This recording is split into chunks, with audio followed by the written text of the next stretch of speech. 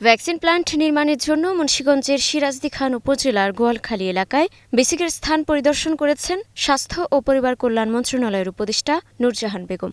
Plant নির্মাণের জন্য বিসিকে ৪০ acre জমি অধিগ্রহণ করা হয়েছে।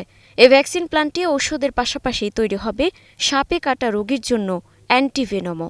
তো অনেক সময় দেখা যায় যে কুকুর কামড় দেয়, সাপ কামড় দেয়, বিড়াল কামড় দেয়, তো আমরা হাসপাতালে গেলে এইটা পাই না, ভ্যাকসিনটা পাই না। তো এখানে যদি ভ্যাকসিন প্ল্যানটা হয়, এটা যখন কাজটা শুরু হবে তখন আমরা যে পুরো দেশে যখন এটা ছড়াবে ওষুধটা, তখন যে কোনো হাসপাতালে গেলে আমরা ভ্যাকসিনটা অবশ্যই পাবো। এখানে একটা ভ্যাকসিন প্ল্যান হইতেছে বা হবে, আর এটা আমাদের দেশের জন্য উপকারী এবং আমাদের জেলা ভিত্তিক যে আমরা আছি যারা, আমাদের জন্য অনেক খুশির একটা সংবাদ। আমাদের দেশে একটা ওষুধের প্রকল্প হবে, বাইরের দেশ থেকে আর আমাদের ওষুধ আনতে হবে না। এটা শুনে খুবই খুশি হলাম। প্রকল্পটি গোপালগঞ্জে বাস্তবায়ন করার কথা থাকলেও সে সিদ্ধান্ত পরিবর্তন করা হয়েছে বলে জানান স্বাস্থ্য উপদেষ্টা।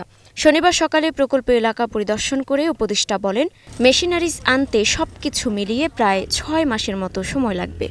90% কিংবা 100% আমাদের দিতে হলে আমাদের আরও কিছু মেশিনারিজ আনতে হবে। সেই মেশিনারিজগুলো আমরা চেষ্টা করব যত দ্রুত আনা যায়। তবে যেটা বলা হচ্ছে, কারণ এগুলো একদিকে পাস হইতে হবে, নানা সিস্টেম তো আছে, প্রায় ৬ মাসের মতন লেগে যাবে। পরে উপদেষ্টা ঢাকার নবাবগঞ্জ উপজেলা স্বাস্থ্য কমপ্লেক্স পরিদর্শন করেন। সংশ্লিষ্ট কর্মকর্তারা জানান, essential drugs company limited EDCL এর গোপালগঞ্জ প্ল্যান্টের ভ্যাকসিন ইউনিট এবং মানিকগঞ্জ প্ল্যান্ট স্থানান্তর করা হচ্ছে। এ সময় স্বাস্থ্য উপদেষ্টা বলেন, চট্টগ্রামে প্রক্রিয়াধীন অ্যান্টিভেনম প্ল্যান্টও এখানে স্থানান্তরের নির্দেশনা দেওয়া হয়েছে। এটি সামগ্রিক বিবেচনায় লাভজনক হবে বলে তিনি আশা ব্যক্ত করেন। ভ্যাকসিনটা যখন তৈরি হবে তখন এটাকে ফ্রিজিং করে বিভিন্ন সারা বাংলাদেশে পাঠাতে হবে। তো এখন পাঠাতে হলে আমার এমন একটা জায়গার দরকার যেখান থেকে সহজে যাতায়াত ব্যবস্থা নিয়ে আমরা পাঠাতে পারবো। গোপালগঞ্জটা আমাদের জন্য সেই জন্য ফিজিবল হয় না। আর এখানে যে বানাবো এগুলোর জন্য আমাদের যে সমস্ত টেকনোলজি লাগবে, যে বিশেষজ্ঞ লাগবে, তাদেরকেই সবসময় ওখানে নিয়ে যাওয়া এটা সম্ভব হবে না। সেই কারণে আমরা এখানে করার কথা চেষ্টা করছি এবং এখানে আমরা 40 একর জমি আমরা ওনাদের কাছ থেকে নিয়েছি।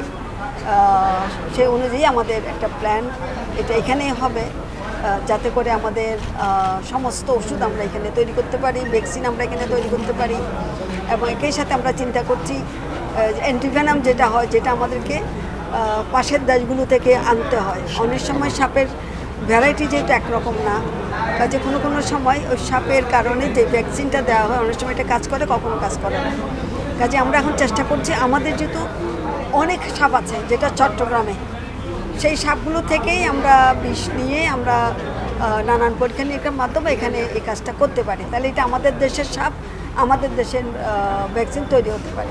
এ সময় UDCL এর ব্যবস্থাপনা পরিচালক মোহাম্মদ সামাদ মৃধা সহ সংশ্লিষ্ট কর্মকর্তারা উপস্থিত ছিলেন।